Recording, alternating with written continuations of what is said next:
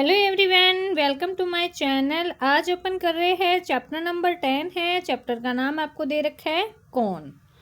कौन चैप्टर का नाम है आपके, जिसको आज अपन पढ़ेंगे। तो चलो स्टार्ट कर रहे हैं। अगर न होता चांद रात में, हमको दिशा दिखाता कौन। अगर न होता सूरज दिन को, सोने सा चमकाता कौन। तो यहाँ पे जो कवि है बाल स्वरूप राही जी, वो क्या बोल रहे हैं, इन पंक्तियों के माध्यम से कवि क्या बोल रहे हैं, चंद्रमा है उनके महत्व को बता रहे हैं कि चांद रात के अंधकार में क्या है, प्रकाश को क्या है फैलाता है और मनुष्य को क्या है रास्ता दिखाता है। कवि प्रश्न के माध्यम से समझाते हैं कि यदि चांद न हो तो रात में दिशा पहचानना क्या होगा, असंभव हो जाएगा और जीवन क्या है कठिन बन जाएगा। कि रात के अंदर क्या है चांद भी होना क्या है जरूरी है, क्योंकि उसके बिना दिशा का पता नहीं चल पाता। फिर साथ में क्या बोल रहे हैं, सूरज की जो उपयोगिता यानी सूरज क्या काम आता है उस पर भी ना प्रकाश डालते हैं कि सूर्य दिन को क्या है उजाला देता है और पूरे संसार को क्या है जीवन प्रदान करता है। यदि सूर्य न हो तो न दिन रहेगा, न प्रकाश और न ही जीवन संभव होगा। तो इसलिए बोल रहे हैं कि अगर न होता सूरज दिन को, सोने सा चमकता कौन, क्योंकि सूरज क्या है सोने जैसा चमकता है। फिर आपको दे रखा है आगे नेक्स्ट, अगर न होती निर्मल नदियाँ, जग की प्यास बुझाता कौन। अगर न होते पर्वत मीठे, झरने भला बहाता कौन। तो इसके अंदर है ना मतलब अपन देखो इस तरीके से कि इन पंक्तियों में कवि क्या बोल रहे हैं, नदियों के बारे में बता रहे हैं कि नदियाँ क्या है स्वच्छ जल प्रदान करके मनुष्य, पशु और प्रकृति की क्या है प्यास बुझाती है। क्योंकि नदियाँ क्या होती है, उनमें जल होता है, उनसे क्या है हमारी प्यास बुझती है।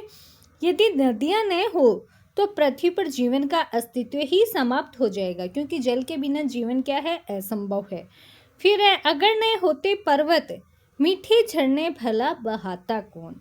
तो कवि यहाँ पे क्या है पर्वतों की भूमिका बता रहे हैं कि पर्वत कैसे है, कि पर्वतों से ही मीठे जल के झरने निकलते हैं, क्योंकि पर्वतों से ही क्या है झरने निकलते हैं जो नदियों को क्या है जन्म देते हैं। यदि पर्वत न हो तो झरने और जल स्रोत भी क्या है समाप्त हो जाएंगे।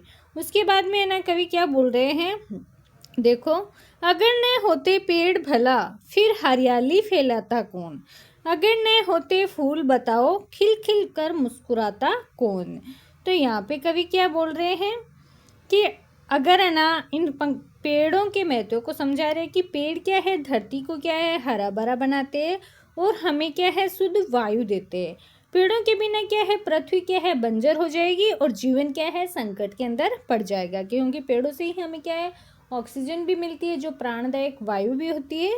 अगर न होते फूल बताओ, खिलखिल मुस्कुराता कौन। यानी कवि फूलों को प्रकृति की मुस्कान बताते हैं कि फूल क्या है संसार की सुंदरता बढ़ाते हैं और मन को क्या है प्रसन्न करते हैं।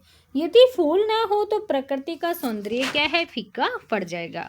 फिर लास्ट में क्या दे रहे हैं, अगर न होते बादल नभ में, इंद्रधनुष रच पाता कौन। तो इन पंक्तियों में कवि बादलों का महत्व बता रहे हैं कि बादलों के कारण ही वर्षा होती है और इंद्रधनुष जैसे सुंदर दृश्य बनते हैं। बादल न हो तो प्रकृति का संतुलन क्या है बिगड़ जाएगा। फिर है अगर न होते हम तो बोलो, ये सब प्रश्न उठाता कौन। तो फिर लास्ट के अंदर है ना मतलब जो ये कवि है वो मतलब जो कविता लिख रहे हैं वो क्या बोल रहे हैं कि मनुष्य की सोचने और प्रश्न करने की शक्ति को क्या है बताते हैं। मनुष्य क्या जो इंसान है जो हम लोग हैं वो क्या है हर चीज़ में क्या है क्वेश्चन पूछते हैं। अगर कोई क्वेश्चन नहीं पूछेगा तो मतलब ये सब प्रकृति क्या है ज़्यादा नहीं टिक पाएगी।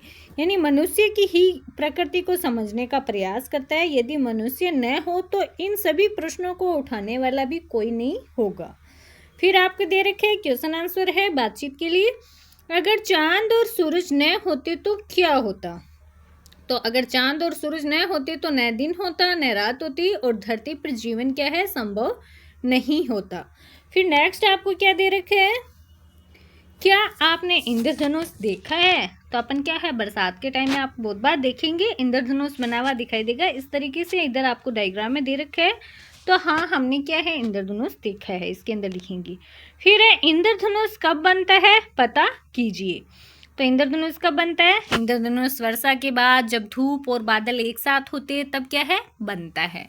फिर 4 नंबर क्वेश्चन क्या दे रखा है, आपने इंद्रधनुष में कौन कौन से रंग देखे। तो इंद्रधनुष में कौन कौन से रंग देखते हैं अपन, बैंगनी, जामुनी, नीला, हरा, पीला, नारंगी और लाल रंग देखते हैं।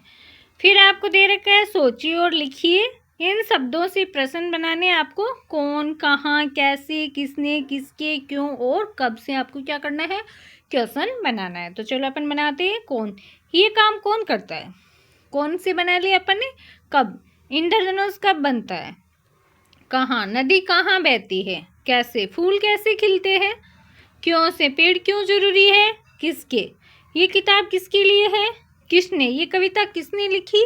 तो अपन इस तरीके से क्या है क्वेश्चन बना सकते हैं, और भी आप बना सकते हो बहुत सारे क्वेश्चन। फिर कविता के आधार पर आपको क्या करना है, वाक्यों को क्या करना है, पूरा करना है। तो अपन किस तरीके से वाक्य पूरे करेंगे, अगर सूरज न होता तो दिन नहीं होता, अगर चांद न होता तो रात अंधेरी होती, और अगर बादल न होती तो वर्षा नहीं होती। फिर आपको दे रखी है इंद्रधनुष बनाना है और रंग भरना है। तो इंद्रधनुष अपन इस तरीके से बनाएंगे और फिर रंग भर देंगे। फिर आपको है हर रंग के सामने अपने बारे में आपको क्या करना है, कुछ लिखना है। जैसे लाल, मेरी उम्र कितनी है, जैसे आप कौन सी सेकंड क्लास में पढ़ रहे हो तो आपकी जैसी उम्र होगी, कोई की 6, 6.5 या 7 साल होगी तो 7 साल लिख लेंगे अपन।